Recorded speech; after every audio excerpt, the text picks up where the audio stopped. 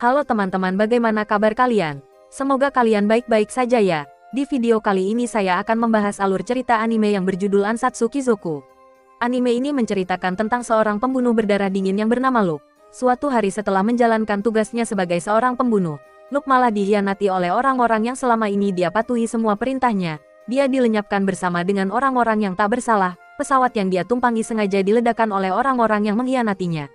Tapi dari kejadian ini juga dia bereinkarnasi ke sebuah dunia fantasi yang dimana di dunia itu dia terlahir kembali menjadi anak dari keluarga pembunuh bangsawan paling terkenal.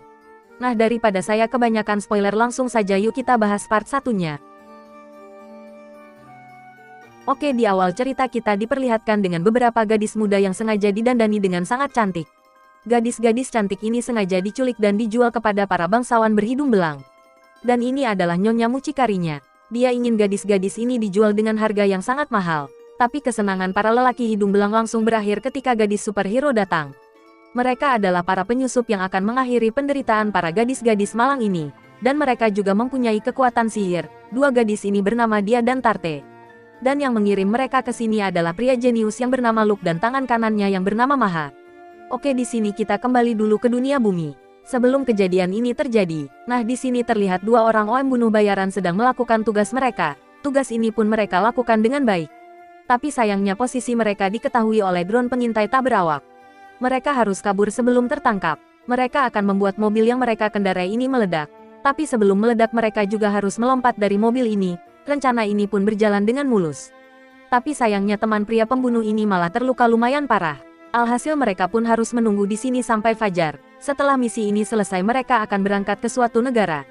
Lelaki ini kita sebut saja namanya Johnny dan wanita sebut saja Cindy. Johnny dan Cindy akan pergi ke suatu negara dengan tiket yang sudah dipesankan. Ternyata misi yang kemarin adalah misi terakhir Johnny. Sekarang Johnny dikirim ke negara lain untuk membentuk organisasi pembunuh bayaran baru.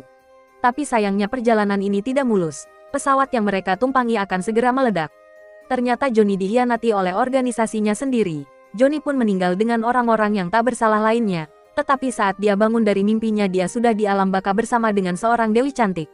Dia sudah memilih Johnny dan dia akan membuat Johnny bereinkarnasi ke dunia fantasi. Tapi dengan satu syarat.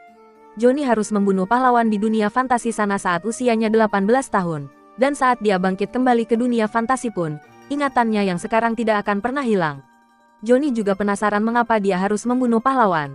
Dan dewi ini menjelaskan, setelah 16 tahun reinkarnasinya, pahlawan akan muncul dan mengalahkan iblis dan menyelamatkan dunia.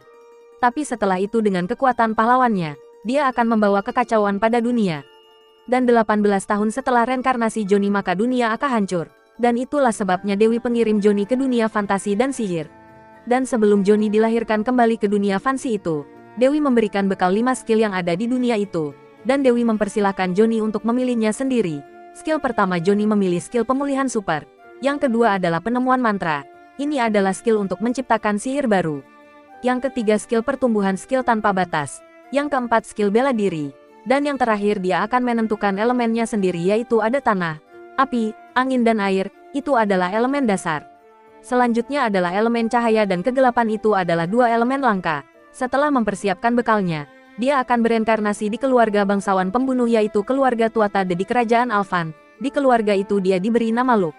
Ternyata Luke bukanlah anak pertama Tuan Qian. Sebelum ada Luke dia juga sudah memiliki putra tetapi putranya sudah meninggal karena suatu kejadian. Dan kali ini mereka akan menjaga Luke sebaik mungkin. 7 tahun telah berlalu. Luke sudah tumbuh besar. Dia juga memiliki hobi berburu. Dan saat pulang ke rumah Luke juga mengolah hasil berburunya menjadi makanan yang enak. Keterampilannya memang tidak bisa dirakan lagi. Mungkin itu berkat pengalaman di kehidupan sebelumnya. Dia juga membuat panci modern di dunia fantasi ini. Kedua orang tuanya sangat bahagia memiliki anak seperti Luke. Dia sangat pintar di dalam segala hal. Dan karena makanan Luke ini sangat enak, mungkin mereka bisa menyajikan makanan ini kepada masyarakat saat festival panen tahun ini. Luke benar-benar sangat senang. Dia tak pernah mendapatkan kebahagiaan seperti ini di kehidupannya yang sebelumnya. Dan setelah makan siang ini, ayahnya meminta Luke untuk datang ke tempat latihan yang ada di ruang bawah tanah. Setiap seminggu sekali, ayahnya selalu rutin memeriksa pertumbuhan tubuhnya. Berdasarkan dari pemeriksaan ini, maka latihan selanjutnya baru bisa ditentukan. Sedikit cerita, ayah Luke ini adalah ahli medis yang paling terkenal di kerajaan Alvan. Tapi di balik wajah itu dia adalah seorang OM bunuh berdarah dingin. Mereka akan membunuh penjahat yang merugikan kerajaan. Dan terlahir di keluarga ini membawa banyak keberuntungan bagi Luke karena pemerikasan ini sudah selesai. Ayah Luke menawarkan sebuah operasi mata mistik Tuatha.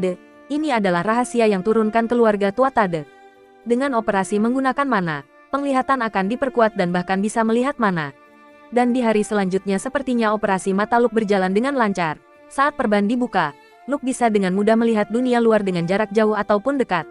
Dan dia juga bisa melihat mana ayahnya. Dan di sini Luke juga memiliki hadiah yang selalu dia idamkan. Sebelum mendapatkan hadiah itu, ibu Luke sangat antusias mendandaninya, di mana di sini Luke akan bertemu dengan guru sihirnya, tetapi guru sihir Luke ini masih anak-anak sama seperti dirinya.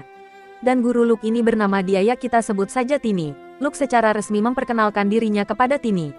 Dia ingin Tini mengajarinya ilmu sihir. Di sini Tini memberikan Luke batu Var. Batu ini mempunyai sifat untuk menyimpan mana. Dan yang pertama-tama mereka harus mengetahui kapasitas mana Luke. Tini pun meminta Luke untuk memasukkan mananya ke dalam batu ini. Mananya benar-benar dahsyat yang membuat Tini sangat terkejut. Tini yang khawatir langsung meminta Luke untuk melempar batu ini ke langit. Tentu saja ledakan itu membuat ayah dan ibunya berlari menemui Luke. Dia ingin tahu apakah Luke yang melakukan itu. Tini dengan terhege-hege langsung menjawab kalau itu adalah kekuatan mana Luke. Mendengar hal itu membuat Qian dan istrinya sangat senang. Luke bukanlah sembarangan anak. Dia adalah anak hebat di keluarga mereka, dan selanjutnya Qian meminta Tini untuk mengajari Luke sihir pembunuh. Di sini Luke ingin sekali mempunyai lebih banyak batu peir, tapi dia juga bingung cara mendapatkannya. Di sini Tini mengatakan kalau batu peir adalah benda berharga dari domainnya, yaitu Viekon. Jadi dia juga tak akan memberikan batu itu kepada orang yang berasal dari daerah lain. Malam harinya saat mau tidur, Tini tiba-tiba masuk ke kamar Luke. Dia ingin tidur bersama dengan Luke selama 1 minggu ini. Dan ternyata itu adalah permintaan dari ayah Luke juga. Keesokan harinya, Tini ingin melihat elemen apa saja yang ada di dalam diri Luke. Ternyata Luke mempunyai 4 elemen, yaitu api, air, tanah, dan angin. Tini benar-benar tidak percaya dengan apa yang dia lihat ini. Di sini Tini juga mulai mengubah elemen Luke agar dia bisa menggunakan sihir. Nah setelah selesai Tini pun meminta Luke untuk mencobanya. Dia meminta Luke untuk membaca mantra yang ada di dalam pikirannya, seperti keinginannya untuk membuat tembaga. Tapi Luke tidak berhasil di dalam sihir kali ini. Semalam Luke mulai belajar negan sihir barunya. Dan keesokan paginya dia mulai berhasil. Tini dan Luke pun mulai mencari mantra baru. Satu persatu mereka coba sampai pada akhirnya mereka membuat sebatang emas. Tini juga ikut mencobanya dan dia berhasil membuat sebatang emas. Mulai sekarang guru dan murid ini saling bekerja sama. Hari berikutnya, Luke dan Tini pergi ke suatu tempat yang jauh dari penduduk. Luke mulai menciptakan senjata api yang mirip dengan dunianya dulu. Pertama dia menciptakan pistol. Kemudian meriam peledak. Menurut senjata ini mungkin berguna untuk mengalahkan pahlawan. Setelah 2 minggu kemudian, Luke dan Tini harus berpisah. Karena tugas Tini mengajarkan Luke sihir sudah selesai. Luke juga memberikan hadiah kepada Tini berupa pisau belati. Tini sangat senang menerima hadiah dari Luke. Dia juga memberikan Luke batu peir yang dia punya. Tapi sebagai gantinya, dia juga ingin bertemu dengan Luke lagi suatu hari nanti. Luke juga berjanji kalau mereka akan bertemu nanti. Karena Luke sudah dewasa, Qian ingin mengajari Luke tentang kebenaran tentang Tuatha. Di sini Qian ingin mengajari Luke rahasia untuk mengasah kemampuannya, dan mereka sekarang akan pergi ke sebuah penjara hukuman mati dari semua kerajaan yang ada di kota itu. Nah sekarang mereka akan pergi menemui gadis 19 tahun yang bernama Margaret. Kejahatannya adalah pembakaran, perampokan dan pembunuhan. Di sini Margaret terus membela dirinya kalau dia tak bersalah, itu semua hanya ketidaksengajaan. Dia terus mengoceh tapi Luke tak mendengarkannya. Menurut Luke wanita ini memang bersalah. Melihat Luke yang tidak kasihan sama sekali kepadanya, dia langsung mengeluarkan sifat aslinya. Dia memang yang telah melakukan semua kejahatan itu. Dan 1, 2, 3 wanita ini lenyap di tangan Luke. Hari selanjutnya, Qian, Luke dan ibu Luke pergi ke pasar untuk melihat aktivitas para penduduknya. Mereka juga sangat senang. Panen kota mereka tahun ini sangat melimpah. Hidup penduduk juga sejahtera. Sup krim yang pernah Luke buat juga sepertinya sangat populer di kalangan masyarakat. Warga benar-benar menyukai ide Luke ini. Dan di keramaian ini juga mungkin Luke bisa menemukan yang mempunyai mana. Tapi perkiraan Luke ini meleset, karena dia adalah kakek tua. Di sini Luke berpikir kalau dia ingin mempunyai asisten yang bisa membantunya untuk membunuh pahlawan dalam waktu 8 tahun ke depan. Kebanyakan yang memiliki mana hanya keluarga bangsawan atau keluarga cabang lainnya. Suatu hari, Luke berencana untuk berburu ke hutan seperti biasanya. Dia juga sudah menyiapkan berbagai peralatan yang dia butuhkan. Dan pada saat itu salju turun dengan sangat lebat. Sebelum salju menumpuk dia harus menemukan target berburunya. Tapi tidak berapa lama dia mendengar segerombolan serigala sedang mengintai mangsanya. Luke pun langsung bergegas untuk mencuri mangsa serigala ini. Tapi mangsa serigala ini bukanlah hewan melainkan manusia. Luke dengan sigap menolong gadis ini. Dia harus mengalahkan serigala ini, dan dia pun berhasil. Anggap saja ini sebagai latihan. Di sini Luke heran kepada gadis ini bisa berada di tengah hutan. Ternyata gadis ini hanyalah gadis dari keluarga miskin. Dia dibuang oleh keluarganya, karena mereka harus mengurangi jumlah yang harus diberi makan. Mendengar hal itu membuat hati Luke goyah. Dia langsung saja memasak makanan yang dia bawa. Dia memasak bubur dan memberikannya kepada gadis ini. Di sini juga Shin memperkenalkan dirinya, kalau dia adalah putra dari penguasa Tua Tade. Gadis ini sangat senang. Di dalam mimpinya Tuhan telah menakdirkan dia bertemu dengan seseorang dan ternyata dia adalah Luke.